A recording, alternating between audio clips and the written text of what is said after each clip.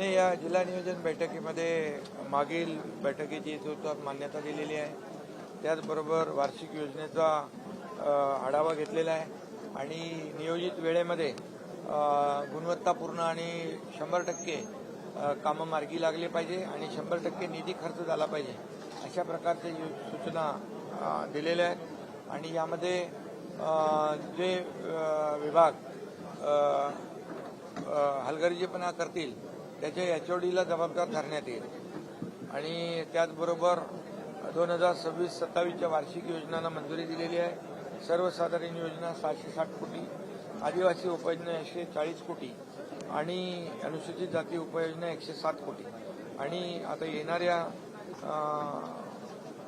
आर्थिक वर्षामध्ये 1700 कोटी प्रस्तावित करण्याच्या सूचना दिलेल्या आहेत. त्याचबरोबर या ठिकाणी मगाशी मी आपल्याला सांगितलं की वेळेवर सगळा पूर्णपणे आराखडा तयार करणे आणि टेक्निकल सँक्शन देणे आणि सर्व जो नियोजन पैशाचं केलेलं आहे त्याचा पूर्ण वेळेमध्ये त्याचे प्रस्ताव तयार करणे आणि ते पैसे खर्ची झाले पाहिजे कामावर आणि क्वालिटी मिळाली पाहिजे या बाबतीमध्ये सूचना मी दिलेल्या आहेत. त्याचबरोबर डीपीसी मार्फत होणारे जे काही कामं आहेत त्याच्यावर त्या त्या विभागाच्या एचओडीने स्वतः ती कामं मॉनिटर केली पाहिजे, प्रत्यक्ष जागेवर पाहणी केली पाहिजे आणि त्याची क्वालिटी गुणवत्तापूर्ण कामं झाली पाहिजे अशा प्रकारचा अहवाल कलेक्टरना त्यांनी देणं बंधनकारक आहे. अशा प्रकारचे देखील मी सूचना दिलेल्या आहेत. त्याचबरोबर भटक्या कुत्र्यांचा जो काही एक सामाजिक प्रश्न निर्माण झालेला आहे, सुप्रीम कोर्टाचे देखील आदेश आहेत. त्यामुळे सर्व महापालिकांना परमनंट शेल्टर बांधणे, त्याचबरोबर निर्विजीकरण करणे आणि त्याचबरोबर ॲनिमल जी ॲम्ब्युलन्स ती देखील या ठिकाणी काही महापालिकांकडे आहे, जिकडे नाही आहे त्यांना आम्ही सूचना दिलेल्या आहेत. आणि एकंदरीत संपूर्णपणे प्री मान्सून वर्क जे आहे पावसाळ्यापूर्वीची कामं सर्व यंत्रणांनी मार्गी लावली पाहिजे. विशेषतः रस्ते दुरुस्ती आहे त्याला प्राधान्य दिलं पाहिजे. सर्व यंत्रणा ज्या आहेत ठाणे जिल्ह्यामध्ये त्यांनी वेळेत आता वेळ आहे आपल्याकडे त्यामुळे वेळेमध्ये या सर्व रस्ते व्यवस्थित करणे, सुस्थितीत करणे. कॉन्क्रीटचे रस्ते असतील तर मे अखेरपर्यंत ते जेवढं काम कंप्लीट होईल तेवढं कंप्लीट करणे आणि जे पॅचवर्क आहे, जी दुरुस्ती आहे डांबरी रस्त्यांची ती देखील मे अखेरपर्यंत कंप्लीट झाल्या पाहिजे. कुठल्याही परिस्थितीमध्ये पावसाळ्यामध्ये नागरिकांची गैरसोय होऊ नये, खड्ड्यांमुळे वाहतूक कोंडी होऊ नये, खड्ड्यांमुळे अपघात होऊ नये याची काळजी सर्व संबंधित विभागांनी घेतली पाहिजे अशा देखील मी सूचना दिलेल्या आहेत. आणि त्याचबरोबर ज्या संबंधित ग्रामीण भागासाठी जे शाळा आहेत, अंगणवाड्या आहेत, BSC आरोग्य केंद्र आहेत यांच्यावर विशेष लक्ष देण्याची आवश्यकता आहे. आणि शेतकऱ्यांना देखील ज्या माध्यमातून जास्तीत जास्त पैसे मिळतील, आर्थिक त्यांना जास्त ज्या ह्याच्यातून फायदा होईल तसं आपण आता नवीन हे केलंय ना सुरण लागवडीसारखं शेतकऱ्यांना त्याचा नाविन्यपूर्ण याच्यामध्ये फायदा होईल. त्याचबरोबर सेंद्रिय शेतीला प्राधान्य देण्याच्या सूचना दिलेल्या आहेत. त्या जे शेणखत आहे, शेणखत मोठ्या प्रमाणावर आपल्या इकडून बाहेर जातं तर ते आपल्याच शेतकऱ्यांना मिळालं पाहिजे अशा प्रकारचं देखील जिल्हाधिकाऱ्यांना सूचित केलेलं आहे. आमदार किसन कथोरेंनी मागच्या बैठकीमध्ये देखील तशी सूचना दिली होती. या बैठकीत देखील किसन कथोरेजींनी या बाबतीमध्ये सुचवलं की जे शेणखत मोठ्या प्रमाणावर आपल्या जिल्ह्यामध्ये आहे ते आपल्या शेतकऱ्यांना जर मिळालं तर मोठ्या प्रमाणावर सेंद्रिय शेतीचं पण क्षेत्रफळ आपण वाढवलेलं आहे. सेंद्रिय शेतीचं देखील क्षेत्रफळ आपण वाढवलेलं आहे आणि म्हणून एकंदरीत मोठ्या प्रमाणावर सेंद्रिय शेतीला प्राधान्य मिळालं पाहिजे. नाविन्यपूर्ण याच्यातून आपली तर मला वाटतं इथून आपण ते भेंडी वगैरे परदेशात मुरबाडवरून शहापूरवरून तर मोठ्या प्रमाणावर प्रगत शेतकरी जो आहे ठाणे जिल्ह्यातला शेतकरी प्रगत आहे. तो नवीन प्रयोग करत असतो आणि सेंद्रिय शेतीला देखील प्राधान्य देत असतो. त्यामुळे या जिल्ह्यातल्या शेतकऱ्याला शेतीमधून जादा उत्पन्न मिळालं पाहिजे यासाठी जिल्हाधिकारी महोदयांना सूचित केलेले आहे. कृषी विभागाचे अधिकारी त्यामध्ये काम करतील आणि शेतकऱ्यांना देखील त्याचा मोठा लाभ होईल. वाहतूक कोंडीच्या संदर्भात देखील आजच्या बैठकीमध्ये चर्चा झालेली आहे आणि त्या बाबतीत देखील कशा प्रकारचं वाहतूक नियोजन जेणेकरून नागरिकांना त्रास होणार नाही याची देखील काळजी घेतलेली आहे. याचबरोबर आरोग्य व्यवस्था ज्या आहे यंत्रणा त्या देखील अलर्ट राहिल्या पाहिजे. त्या संदर्भात पावसाळ्यात पूर्वी साथीचे आजार पावसाळ्यामध्ये येऊ नये यासाठी देखील आपापल्या विभागाने त्याची काळजी घेतली पाहिजे. त्याचबरोबर धोकादायक इमारतींच्या बाबतीमध्ये देखील चर्चा झाली आणि धोकादायक इमारतींमध्ये जे लोक जीव मुठीत घेऊन राहत आहेत दर पावसाळ्यामध्ये त्या इमारती पडत आहेत आणि लोकांची जीवितहानी होते. या बाबतीमध्ये क्लस्टरसाठी प्राधान्य देण्याच्या सूचना सर्व महापालिकांना दिलेल्या आहेत आणि जिल्हाधिकाऱ्यांना मॉनिटर करण्याच्या सूचना दिल्या आहेत. आणि एकंदरीत प्री मान्सून वर्कमध्ये सर्व महापालिका नगरपालिका ग्रामीण भाग एक जिल्ह्याचा प्रमुख म्हणून जिल्हाधिकाऱ्यांना त्याचं सर्व आयुक्तांशी पोलिसांशी सीओंच्या बरोबर डिझास्टर मॅनेजमेंट बरोबर कोऑर्डिनेशनची जबाबदारी त्यांच्यावर दिलेली आहे आणि त्यामुळे या येणाऱ्या पावसाळ्यापूर्वी जिल्ह्यामध्ये कुठलंही संकट येऊ नये याची सर्व तयारी आणि सर्वांनी अलर्ट राहण्याच्या सूचना सगळ्यांना या बैठकीमध्ये दिलेल्या आहेत. 3 ब्रिज आता ताबडतोब होत आहेत, जवळपास झालेले आहेत आणि एकाच दिवशी त्याचं उद्घाटनही होईल. महिन्याभरामध्ये कंप्लीट होतील. रेल्वेचा ब्रिज जो आहे रेल्वेच्या ब्रिजला जे रेल्वेचे आपल्याला ब्लॉक लागतात ते देखील तात्काळ मिळावे यासाठी मी जिल्हाधिकारी आणि आमचे सेक्रेटरी नवीन सोना या लोकांना खारेगावचा 3 दिवसामध्ये होईल, कशाळी 1 महिन्यामध्ये होईल, एका आठवड्यात खारेगावची ट्रॅफिक सुरू होईल, वडपेचं एका महिन्या मार्चमध्ये ओपन होऊन जाईल आणि ब्लॉकसाठी रेल्वेचे अधिकारी DRM AGMशी बोलण्याचं देखील सूचना दिलेल्या आहेत आणि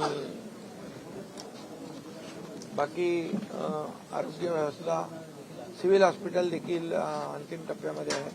ते देखील चांगली इमारत झालेली आहे आणि ते देखील लवकरच सिव्हिल हॉस्पिटल देखील सुरू होईल जेणेकरून जिल्ह्याचा पूर्ण भार सिव्हिल हॉस्पिटलवर आहे.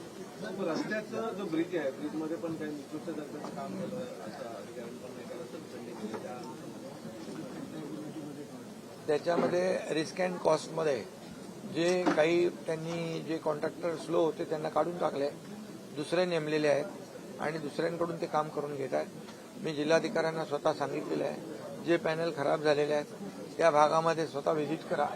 व्हिजिट करून याला कोण दोषी आहे, त्या दोषी कोण अधिकारी आहेत, कॉन्ट्रॅक्टर आहेत, त्याच्यावर कारवाई करण्याच्या सूचना दिलेल्या आहेत.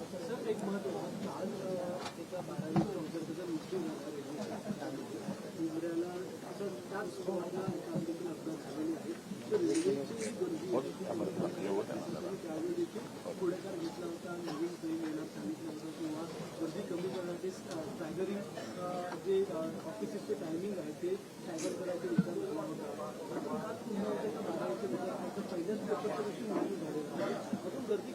झालेली घटना अतिशय दुर्दैवी आहे. गर्दी कमी करण्यासाठी रेल्वे मंत्रालय जे आहे ते रेल्वे मंत्रालय देखील फेऱ्या वाढवणे, स्टॅगरिंग करणे, जे तुमचं टायमिंगचं जे म्हणताय तुम्ही त्या बाबतीमध्ये देखील प्रयत्न सुरू आहेत. परंतु रेल्वेचे फेऱ्या वाढवणे आता आपला मला वाटतं 6वा ट्रॅक पण आपण केला आहे आणि या बाबतीमध्ये खासदार स्वतः रेल्वेच्या कामामध्ये लक्ष घालतायत आणि जेणेकरून या ठिकाणी फेऱ्या वाढवल्या तर नक्कीच हे होणारे अपघात जे आहेत गर्दी कमी होईल आणि लोकांना दिलासा मिळेल. मेट्रोची देखील आपण कामं सुरू केलेली आहेत. हा जो काही ताण कमी व्हावा रेल्वेवरचा, रेल्वे ही आपली लाईफलाईन आहे लोकांची. दररोज हजारो लाखो प्रवासी रेल्वेने प्रवास करतात आणि म्हणून मेट्रोचं जाळं देखील MMR क्षेत्रामध्ये आपण मोठ्या प्रमाणावर निर्माण होत आहे आणि त्यामुळे देखील मोठ्या प्रमाणावर ट्रॅफिक जे आहे कमी होईल. त्याचबरोबर ठाणे जिल्ह्यामध्ये अनेक बायपास रस्ते आपण करतोय. कोस्टल रोड देखील काम सुरू झालेलं आहे. त्यामुळे ही जी काही वाहतूक कोंडी आहे ती देखील कमी करण्याचा प्रयत्न आपण करतो. रेल्वेवरचा ताण कमी होण्यासाठी मेट्रो जलदगतीने पूर्ण करण्यासाठी आपला भार होता. डिसेंबर अखेर मेट्रो सुरू होणार होती, मात्र त्याची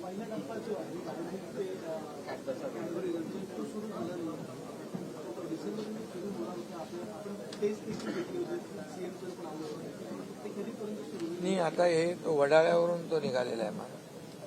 तर हा देखील मी स्वतः आता त्याच्यामध्ये लक्ष घालून आमचे MMRDचे मुखर्जी आहेत त्यांना त्याचा मी स्वतः पाठपुरावा करून त्याचा आढावा घेतो आणि लवकरात लवकर ज्या ज्या काही अडचणी आहेत त्या सोडवून लवकर मेट्रो लोकांना कशी मिळेल यासाठी आपला प्रयत्न असेल. त्याचबरोबर ठाण्यामध्ये इंटरनल मेट्रोचं पण देखील आपण DPR तयार केला आहे. त्याला केंद्र सरकारची मंजुरी मिळालेली आहे आणि लास्ट माईल कनेक्टिव्हिटीसाठी आपण तो देखील प्रयोग करतोय.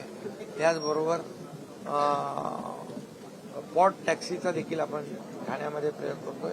जसं BKCला मंजुरी आम्ही दिलेली आहे आणि त्यामुळे वाहतूक कोंडी जेणेकरून कमी व्हावी यासाठी आत्ता जी ठाण्यातली वाहतूक कोंडी आहे ती कमी करण्यासाठी आपण फ्रीवे जिथे उतरतोय छेडानगरमध्ये तिथूनच एलिव्हेटेड रस्ता करून ती मध्ये तुम्ही मुंबईहून येताना जे पिलर्स बघताय ते पिलर्स कोस्टल रोडचे आहेत. MMRDA तो रस्ता करते आणि तो डायरेक्ट छेडानगर फ्रीवे ते आनंदनगर ते साकेत कोलशेत गायमुख ते डायरेक्ट फाउंटन म्हणजे अहमदाबाद रोडला तो थेट इकडे आणि मीरा भाईंदरला जोडला जाईल. त्याच्यामुळे ही वाहतूक कोंडी पूर्ण कमी होईल. दुसरी नाशिक रोडची जी ट्रॅफिक आहे आता आपण ज्याच्या बाबतीमध्ये चर्चा झाली तिथं देखील 8 लेनचा वरती खालून 8 लेनचा रस्ता आहे, पण वरून देखील आपण एक फ्लायओव्हर करतोय डायरेक्ट साकेत जवळून ते थेट पडग्यापर्यंत. त्यामुळे ती देखील ट्रॅफिक जी आहे कायमस्वरूपी त्यातून लोकांना दिलासा मिळेल. मोठ्या प्रमाणात लोकसंख्या जी आहे वाढतीये, त्यामुळे पाणी टंचाईला सामोरं जावं लागतंय. आता ठाण्यामध्ये शिवसेनेची सत्ता आलेली आहे. टँकरही पाणी पाण्याच्या संदर्भामध्ये स्टेम अथॉरिटी आहे, BMC आहे, MIDC आहे. या एजन्सी ज्या आहेत त्या पाणी देत आहेत ठाणे शहराला. त्याचबरोबर जे देहरजे धरण आहे तिथून देखील मीरा भाईंदर आणि वसई यांना पाणी पुरवठा करून त्यांच्या कोट्याप्रमाणे त्यांना पाणी देऊन उर्वरित 100 MLD पाणी हे ठाणे शहराला मिळणार आहे. आणि त्याचबरोबर काळू धरण जे आहे काळू धरणाच्या बाबतीमध्ये देखील कार्यवाही सुरू आहे. जवळपास 400 कोटी रुपये MMRDAने फॉरेस्टला भरलेले आहेत आणि त्या बाबतीत देखील युद्ध पातळीवर काम सुरू आहे. ग्रामसभा 25 पासून लागली आणि ग्रामसभा देखील त्याच्या आपण 25 पासून त्या लावलेल्या आहेत, जेणेकरून त्या भागातल्या लोकांना योग्य तो मोबदला मिळाला पाहिजे, त्यांचं योग्य पुनर्वसन झालं पाहिजे, तिथल्या पायाभूत सुविधा मिळाल्या पाहिजे. या सगळ्या गोष्टीवर शासन काम करतंय, जेणेकरून MMR साठी संपूर्ण MMR साठी धरणाची आवश्यकता आहे आणि जवळपास त्याची जी काय पूर्वतयारी आहे ती सुरू झालेली आहे. धन्यवाद.